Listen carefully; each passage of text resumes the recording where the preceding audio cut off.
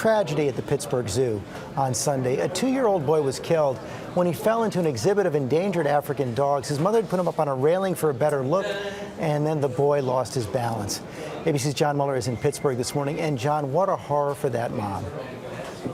Horrible indeed. George, the Pittsburgh Zoo behind me across the road remains closed indefinitely as this investigation continues. The mother and father of the boy reportedly treated for emotional stress at a local hospital. Witnesses say it happened in a horrible instant. Not only the boy falling off the 4-foot railing, but 11 more feet off a protective mesh into the pen of dogs. Experts say he didn't stand a chance. Pittsburgh police are investigating how the toddler could have fallen into the enclosure with African wild dogs like these so easily. Witnesses say the horrific incident lasted only 5 minutes, but felt like an eternity. We had heard screams, and maybe like 5 minutes had passed by before we had heard a bunch of what sounded like gunshots.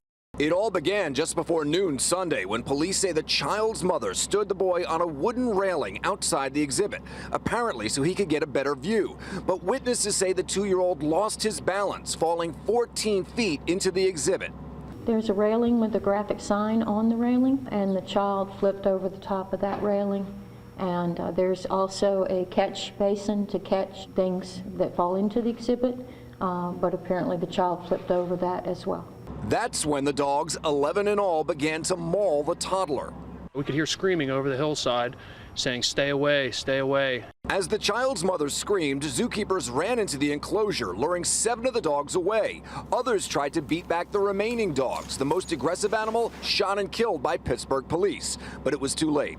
From what I understand, occurred at that scene until it was secured. It was very horrific. African painted dogs are an endangered species, roughly the size of domestic dogs, but they are incredibly aggressive, something Jack Hanna saw firsthand in South Africa back in 1997. They are one of the most aggressive predatory animals in the wild. I don't care if a zookeeper, a policeman, a tranquilizer gun, whatever would have been right there, could not have helped. Sorry is not a word that I can even say condolences. I don't know what word to use. Just from my heart, though, aches right now for everybody. In May, the dogs caused a brief lockdown when they escaped to another part of the exhibit. Never before have they been a threat to the public. All right, one of the things the medical examiner is going to be looking at, did the boy die from the impact of the fall immediately, or was it the work of those wild dogs? The investigation continues. Police say it's too early to tell if there's any charges potentially pending in this case. Elizabeth, back to you. You just hope that he did die on impact. All right. Thank you so much. That's an awful story.